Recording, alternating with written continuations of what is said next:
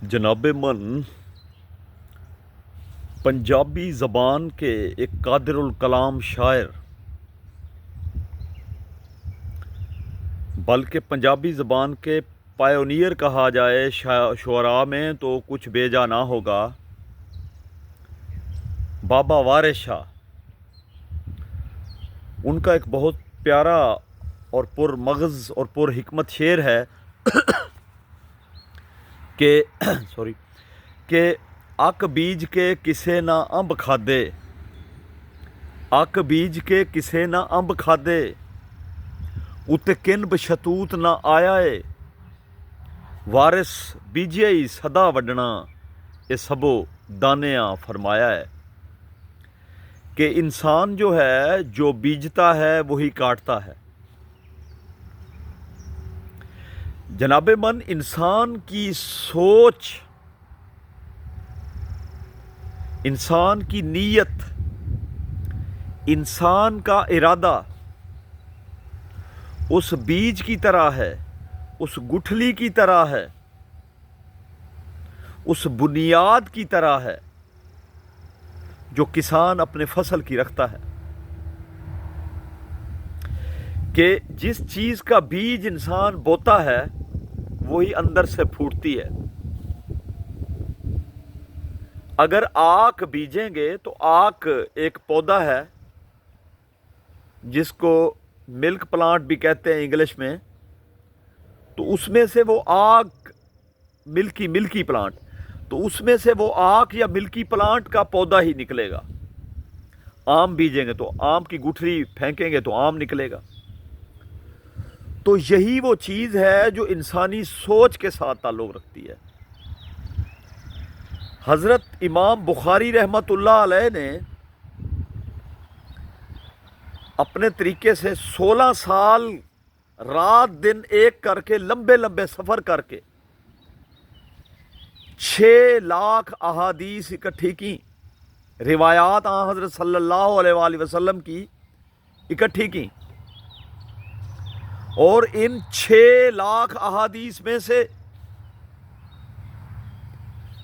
7,000 के करीब अहादीस, बाज़ उलमा 9,000 भी कहते हैं, 9,000 समथिंग।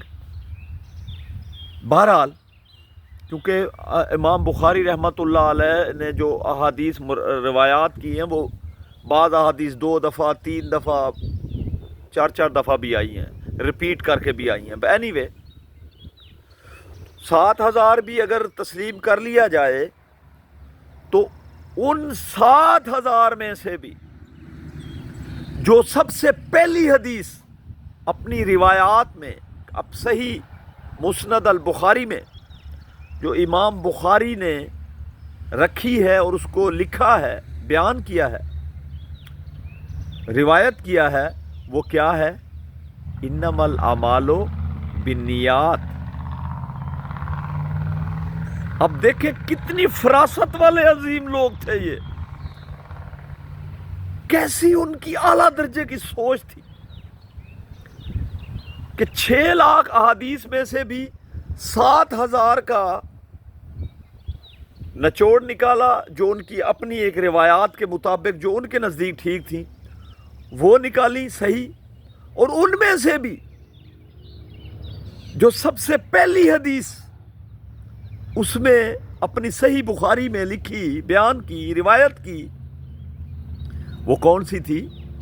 इन्नमल आमालो बिन्नियात, कि अमाल का दारोमदार नीयतों पर है।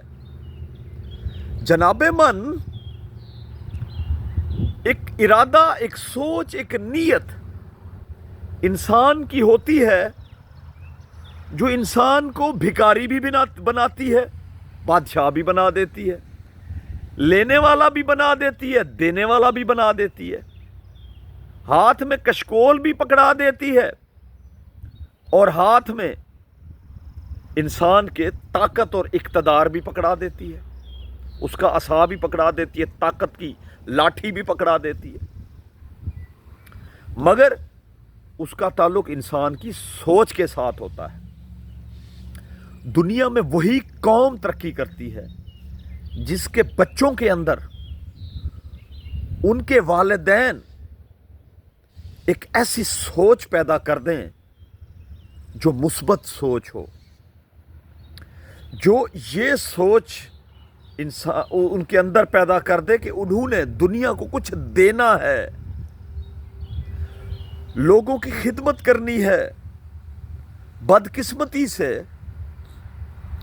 ہمارے جو ترقی پذیر معاشرے ہیں، خاص طور پر پاکستان ہے جو میرا ملک ہے، مائی ہوم کنٹری، اس میں بچپن سے ہی بچوں کے اندر نفرت، حقارت، تکبر، حسد کی سوچ پیدا کی جاتی ہے۔ اور اگر تو وہ غریب ہوتے ہیں بچے، غریب گھروں کے بچے جو ہوتے ہیں، ان کے اندر احساس محرومی اور احساس کمتری ڈیولپ ہوتا ہے، ان کو ہر طرف سے تذلیل کی جاتی ہے، ان کی اپنے گھر سے بھی تذلیل ہوتی ہے ان بچوں کی، ان کے جو رشتہ دار بھی تذلیل کرتے ہیں، اور جو ان بچوں کے باہر نکلتے ہیں اسکول میں بھی تذلیل کی جاتی ہے، سوسائٹی میں بھی، رشتہ داروں میں بھی اور دوستوں میں بھی ان کی تذلیل ہوتی ہے۔ اور اسی طرح جو پیسے والے ہوتے ہیں ان کے اندر تکبر ڈیولپ ہوتا ہے۔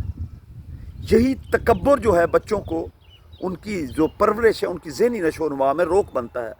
جو صحیح معنوں میں ایک قوم کا تصور ہوتا ہے وہ نہیں پیدا ہوتا، خدمت ان کے اندر پیدا نہیں ہوتی، خدمت کی بجائے ان کے اندر دوسرے انسانوں کو نیچا دکھانے کی خواہش ہی پیدا ہوتی رہتی ہے، وہ پھر دوسروں کو نیچا دکھاتے ہیں۔ تو یہی وہ چیز ہے جو قوموں کی تباہی کا باعث بنتی ہے۔ اگر بچپن سے ہی بچوں کے اندر اعلیٰ ظرفی، حوصلہ، صبر کے پر لگا دیے جائیں تو یقین کریں وہ ہواؤں میں اڑیں، دنیا کی کوئی قوم ان کا مقابلہ نہ کر سکے۔ یہی ترقی پذیر اقوام جو ہیں وہ ترقی یافتہ اقوام کہلائیں۔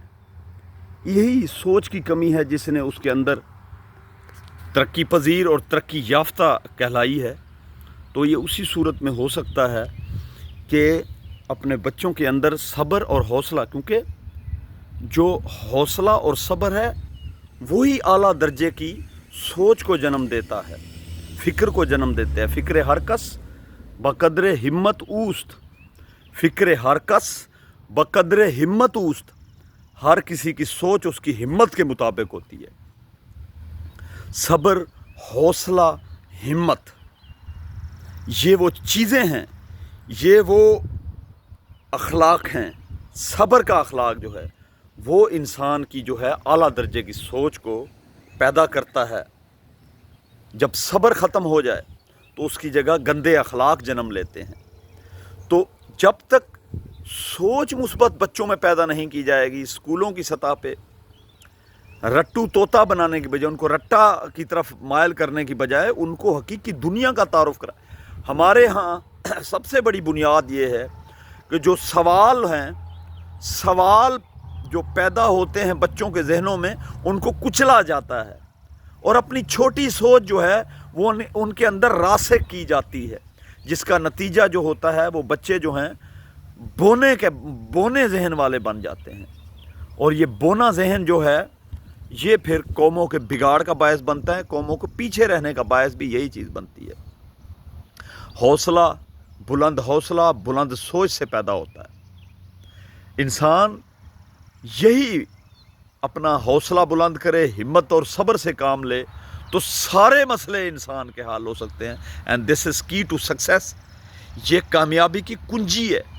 صبر، حوصلہ بھی انسان کی مثبت سوچ کے نتیجے میں پیدا ہوتا ہے۔